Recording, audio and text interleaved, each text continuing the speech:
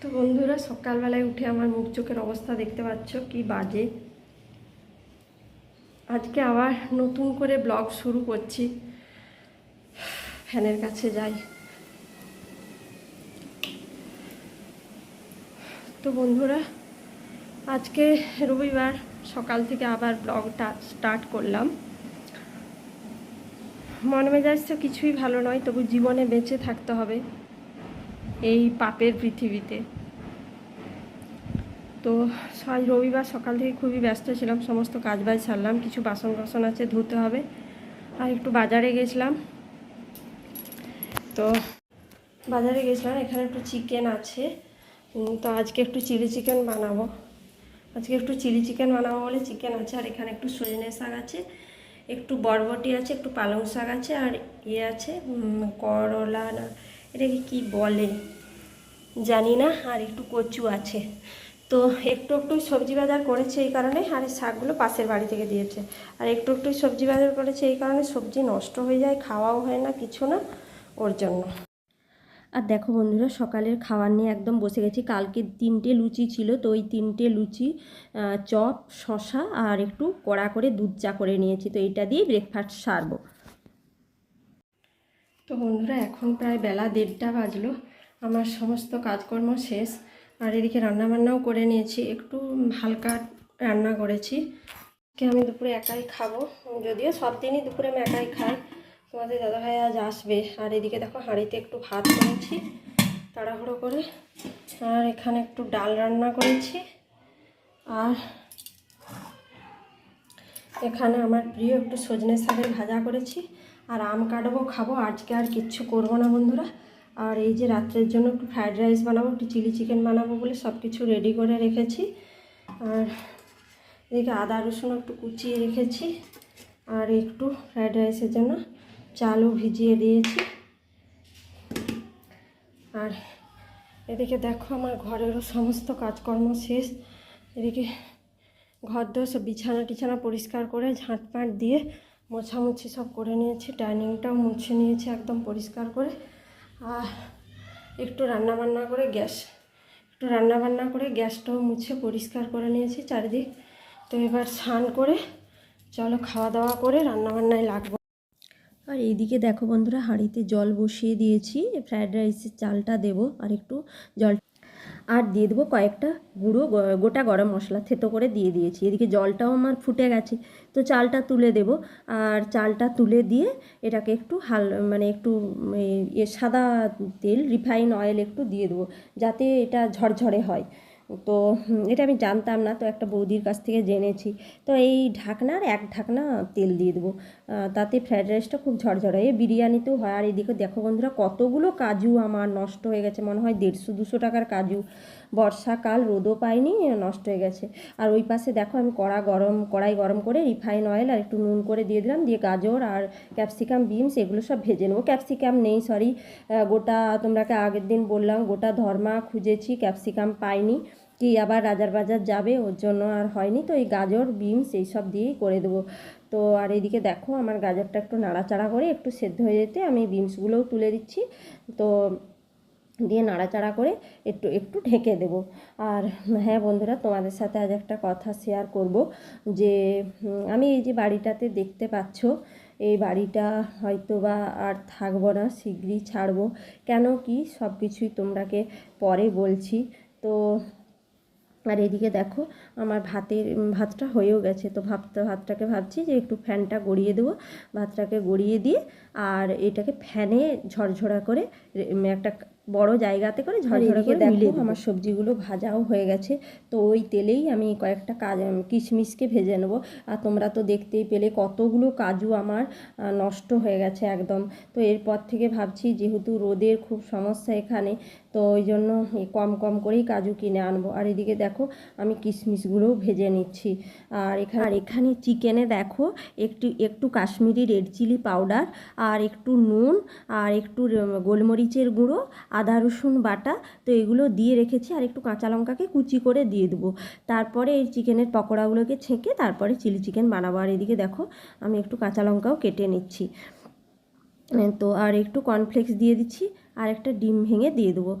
তো এগুলো দিয়ে পকোড়াটা আমি বানিয়ে নেবো। আর দেখো বন্ধুরা, আমি কাঁচিতে করে ডিম ভাঙছি, আমার কাণ্ডটা দেখো। দিয়ে এটাকে ভালো করে মাখিয়ে প্রায় আধা ঘন্টা ম্যারিনেট করে ফ্রিজে রেখে দেবো। তো তারপরে পকোড়াগুলো ভেজে নেবো। আর আমি পকোড়া খুব মানে চিকেন পকোড়া ভীষণই ভালো করি, নিজের জন্য নয়, ভীষণই ভালো করি। তো নুনটা একটু কম হয়ে গেছিলো, তো ওর নুনটাও একটু দিয়ে দিলাম, দিয়ে এটাকে মাখিয়ে রেখে নেবো আধা ঘন্টা। তারপরে রাইসটা ভেজে নেবো। এদিকে ফ্যানের তলায় ওই রাইসটা শুকনো করতে দিয়ে আসছি, একটু ঝরঝরে করতে দিয়ে এসেছি, তো ওটাও নিয়ে এসে রাইসটা এরপর আমি ভেজে নেব। আর এদিকে দেখো আমি এইটাকে ফ্রিজে আর রাখলাম না, এখানেই রেখেছি। আর একটু গোটা গরম মশলা কড়াইতে দিয়ে দিয়েছি, দিয়ে একটু রাইস হাঁড়ি থেকে নিয়ে নিচ্ছি। আর খুব সুন্দর দেখো বন্ধুরা, কী সুন্দর রাইসটা ঝরঝরে হয়ে গেছে। হ্যাঁ, আর কড়াইতে যে তেলটা বেঁচেছিল ওই তেলটাতেই আমি রাইসটা দিয়ে দিয়েছি, আর একটু সবজি দিয়ে দিচ্ছি, আর দিয়ে দেবো খানিকটা চিনি আর ঘি। তো আমি সিম্পলভাবেই করব। অনেকে সয়া সস টস দেয়, তো আমার কাছে আছে, তো আমি দেব না, এমনি নর্মালভাবেই করব। তো ওই সস ফস দিয়ে খেলে, তার কিছুটা ঘি দিয়ে দিচ্ছি, অনেকটাই পরিমাণে 3-4-5 চামচ ঘি দিয়ে দিচ্ছি, যাতে টেস্টটা ভালো হয়। আর আমাকে ফ্রায়েড রাইসের থেকে পোলাওটা বেশি ভালো লাগে, আর তোমাদের দাদাভাইকে ফ্রায়েড রাইস বেশি ভালো লাগে, ওই জন্য ফ্রায়েড রাইসটাই বানাচ্ছি। আর এই ক্যাপসিকামটা থাকলে আরও ভালো হতো, তবে ক্যাপসিকামটা ওই দুটো দোকানে দুটো বাজারে ঘুরলাম, কিছুতেই পাইনি। আর দেখো এদিকে বাকি রাইসটাও আমি এই সেমভাবে দিয়ে দিচ্ছি। আর তো এটাও দেখো আমি সেমভাবে বানিয়ে নিচ্ছি একই রকমভাবে। আর হ্যাঁ বন্ধুরা, একটা কথা বলি, আমি যত ভালো থাকার চেষ্টা করছি তত আমাকে চেপে ধরা হচ্ছে। প্রত্যেকের জীবন থেকে আমার জীবনটা আলাদা, কারো লাইফের সাথে মানে অন্য কারো লাইফ যদিও তুলনা করা উচিত নয়, প্রত্যেকেরই জীবন আলাদা। তবুও বলছি আমার জীবনটা প্রত্যেকের লাইফ থেকেই বা অন্য রকম একটু, সবটাই তোমাদের সাথে পরে পরে শেয়ার করব। যদিও তোমরা বা আমার ব্লগে দেখতে পাবে যে নাহি আমার শ্বশুরবাড়ির কেউ আসে, বা নাহি বা বাবার বাড়ির। তো হ্যাঁ, যদিও বা আমি বাবার বাড়িও যাই, এবং শ্বশুরবাড়ির সবার সাথেই আমার খুবই ভালো সম্পর্ক, এবং শ্বশুরবাড়ির লোকজন আমাকে খুবই ভালোবাসে। তো হ্যাঁ, সবার মন জয় করে থাকা একদমই সম্ভব নয়। আর এদিকে দেখো তোমাদের সাথে কথা বলছি, আর এদিকে বৃষ্টি শুরু হয়ে গেছে। ভালোই হবে বৃষ্টির দিনে ফ্রায়েড রাইস আর চিলি চিকেন খেতে, ভালোই লাগবে বন্ধুরা, তাই না? আর ফোঁটা ফোঁটা বড় বড় ফোঁটা দূরে বৃষ্টিটা এসেছে। তো চলো ঝটপট করে রান্নাটা করে নিই। এদিকে বেলাও অনেকটা গড়িয়ে এসছে, প্রায় 3টে বাজে, এখনও স্নান করা হয়নি। তো আমি মাঝখানে কিন্তু ভাত খেয়ে নিয়েছি, একদম একদম রান্না বান্না করে স্নান করে নেব, তারপরে ঠাকুরকে পুজো করব। আর এইদিকে দেখো কড়াইটা গরম হচ্ছে, তো কড়াইটা গরম হয়ে গেলে আমি দিয়ে দিলাম একটু তেল পকোড়াগুলো ভাজার জন্য। আর রাইসটা আমার ভাজা কমপ্লিট হয়ে গেছে, তো এই কড়াটাকে ধুয়ে ভালো করে আমি এই পকোড়াগুলো দিয়ে দিচ্ছি। আর হ্যাঁ বন্ধুরা, যেটা বললাম, এখন আমি নিজেকে নিয়ে কিন্তু খুবই ব্যস্ত, অন্য কারো কথা ভাবার কোনো সময়ই নেই, স্কোপই নেই।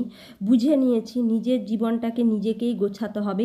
আর হ্যাঁ, যেটা বলছিলাম যে শ্বশুরবাড়ির কথা, শ্বশুরবাড়ির সবার কাছে যদি তুমি ভালো হতে পারো তাহলে তো তুমি দেবতাই হবে, কোনো দিন এটা সম্ভব নয়।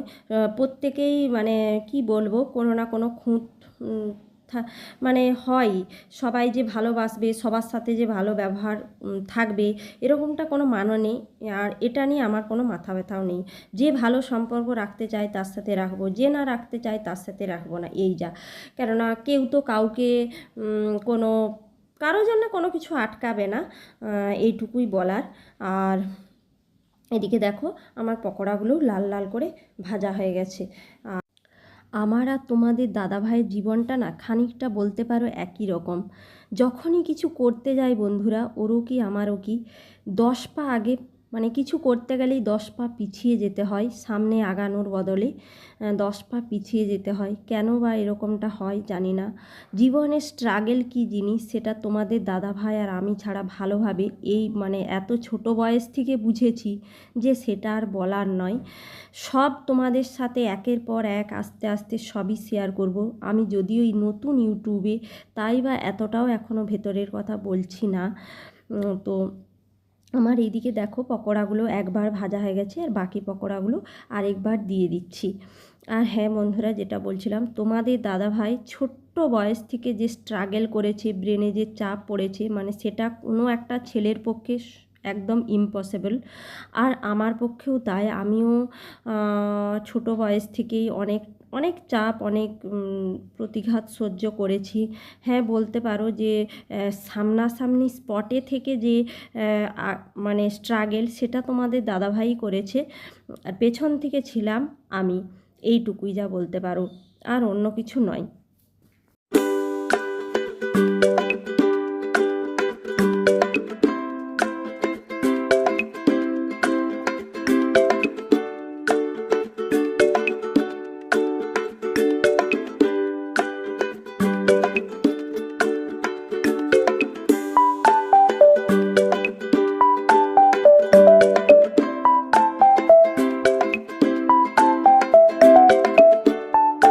এদিকে দেখো পকোড়াগুলো সব ভাজা হয়ে যেতে আমি দিয়ে দিলাম একটু আদা রসুনের কুচি।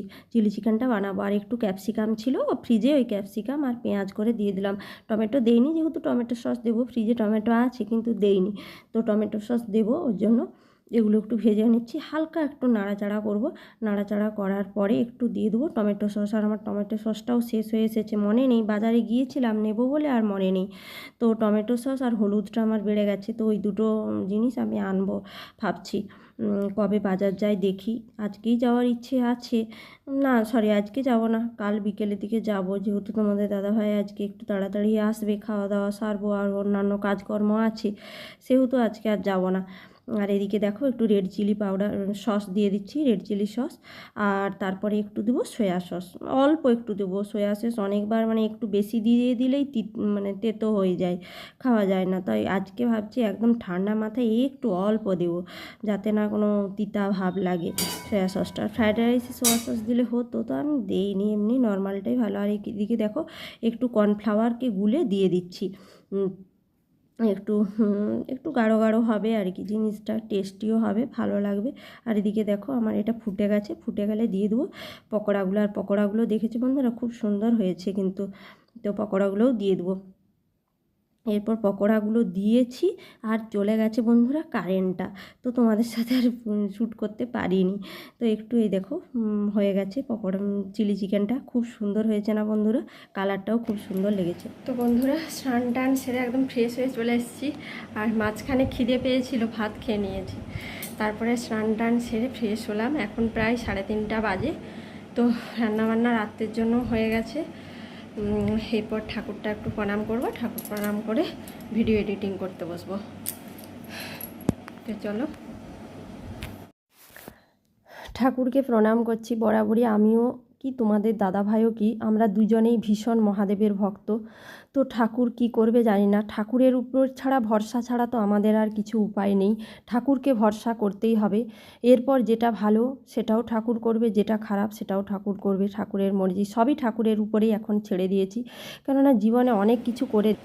তো বন্ধুরা দেখো স্নান টান করে ঠাকুর পুজো করে নিলাম, ফ্রেশ হয়ে গেছি। একটা কথা বলার ছিল, দাঁড়াও, ছবিটা আবছা আসছে। বলার ছিল যে এই বাড়িটা, যে বাড়িটাই দেখতে পাচ্ছ আমি ভিডিও শ্যুট করছি, তো এই বাড়িটা চেঞ্জ করব। বাড়িটা চেঞ্জ করার অনেকগুলো কারণ আছে, বাড়িটা চেঞ্জ করার পরে বলবো। আর বিয়ের পরে আমরা প্রথম, আমি তোমার দাদাভাই, আমরা তো প্রেম করে বিয়ে করেছি, সব কিছু পরে তোমাদের সাথে শেয়ার করব আস্তে আস্তে। তো এই বাড়িটাতেই মানে আমার বিয়ে করে, মানে আমাদের যেখানে বিয়ে হয়েছিল, তো যে মন্দিরে, তো ওই মন্দিরে তারপরে আমি বড়দাদের বাড়িতে ছিলাম, মানে আমার হাজব্যান্ডের বড় দাদার বাড়িতে, ওখানে ছিলাম। তারপরে আমাদের মানে তারপরে আমরা ঘুরতে গিয়েছিলাম দীঘাতে, আমি আর তোমাদের দাদাভাই করে। তো সেই সব ফটোগুলো একটা ফোনে ছিল, সেই ফোনটা আমার চুরি হয়ে গেছে, তো ওর জন্য কিচ্ছু ফটো ভিডিওগুলো কিচ্ছু নেই। ঘুরতে গেছিলাম, তারপরে মানে আমাদের বিয়ের পর ঘর বলতে এই ঘরটাই উঠেছিলাম, তো ভীষণভাবে মিস করবো। ভেবেছিলাম আরও 1 বছর ঘরটাতে থাকবো, আমার বিয়ে 1 বছর 1 মাস হলো, ভাবছিলাম যে আরও এই বাড়িটাতে আরও 1 বছর থাকবো, তারপরে না হয় চেঞ্জ করবো, কিন্তু কোনো মতেই থাকা পসিবল হচ্ছে না। বাড়িটা খুবই সুন্দর ছিল, কিন্তু একটা কথা বলি বন্ধুরা, মানে মালিকের সঙ্গে ভাড়াটিয়ার যদি সুসম্পর্ক না থাকে তাহলে কোনো মতেই থাকা সম্ভব না, তাই না? তুমি গোছা গোছা টাকা ভাড়া গুনবে, মেদিনীপুরের বুকে ভাড়া নিয়ে থাকা, 2টো রুম, অ্যাটাচ বাথরুম, রান্নাঘর, আমার রুমগুলোতে অনেকটা করে স্পেস আছে, তো কত টাকা ভাড়া বুঝতে পারছো। তো এত টাকা ভাড়া দিয়েও শান্তি যেখানে নেই সেখানে ভাড়া ছেড়ে দেওয়াই ভালো। আর অনেক ভাড়াটিয়াই আছে, 70% ভাড়াটিয়া যে ভালো হয়, কিছু কিছু ভাড়াটিয়া আছে যে খারাপ হয়, তো ব্যাড লাক বলতে পারো। যাই হোক, তো এই ঘরটাকে ভীষণভাবে মিস করবো বন্ধুরা, বিশেষ করে এই জায়গাটাকে আমি ভীষণভাবে মিস করবো। এই যে যেখানে ঠাকুর ছিল আমার, ঠাকুর প্রণাম করি যেখানে, এখানটাকে আমি ভীষণভাবে মিস করব। আর বিশেষ করে এই রুমটাকে আমার মানে ভীষণভাবে মিস করব, বিশেষ করে এই রুমটাকে। তো আর এইদিকে তোমাদের দাদাভাই কত বড় একটা মাছ নিয়ে এসছে দেখো, আর কিছু বলার নেই।